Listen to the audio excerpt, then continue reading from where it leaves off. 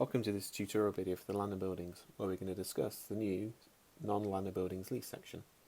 This is accessed from the dashboard, where you just click on the Century Held Assets bit, and it'll bring you to a section here called Leased Assets. And this is where you tell us about any non-Land and Buildings leases that you've got. So once you've clicked the link, it'll give you a quick intro section to show you information about organising your lease agreements and what you need to do. So you just read that through, you click the link, and then it'll bring you to the section asking if you do have any leases that are not land and buildings. Obviously, if you don't, you just hit no and follow the screen through. But if you do, press yes, and then it'll bring you to the first section. This will cover most of the leases that an academy trust should have. And all we want to know is how many lease contracts do you have that are active as of the 31st of August. And this literally just wants to know the number of leases you've got per category. To find out more, you just click on the little what's included bit. But literally, the example is, if you've got, say, two leases for two IT equipment arrangements, you just put in the two.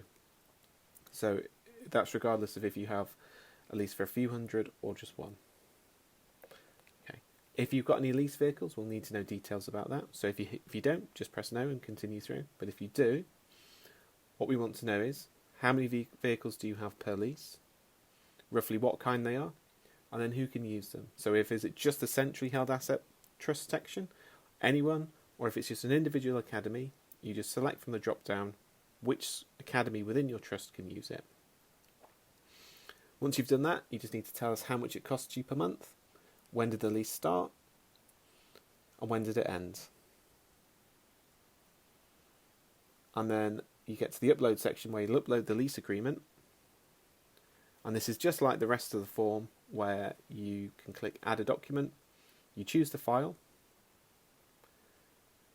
and once you've done that, you just hit upload document. So if you need to edit the document, say you change the name to make it more relevant or whatever, you just change the file name here, press confirm, and say if you've uploaded the wrong document by mistake, all you need to do is hit the remove button and then go through to confirm, and it will take that document away. But if you can't upload the document for whatever reason, just hit the bottom tick box, I'm unable to supply, explain why, and hit save and continue. This will bring you back to the lease section, where it will show you the lease documents there. So this example is a sample one. And then you hit, and if you've got more than one, you just hit add another lease. But if you've clicked that and then you don't have anything else, you can just hit the continue without adding a lease section, scroll to the bottom, and then it'll take you to the next section, which will be the catch-all of if you've still got leases that you've not told us about and it doesn't relate to any of the categories, you just press yes on here. You hit the save and continue, and then this is just like the vehicle section where you just say how many assets are included in the lease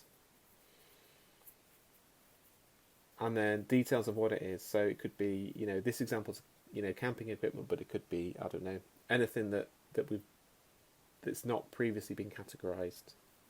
And again, it's just like the other one where you put in the value per month, when did the lease start, when did the lease end, and it's the same document upload process. Thank you for watching this tutorial video. If you've got any queries, please see our gov.uk page. Thank you.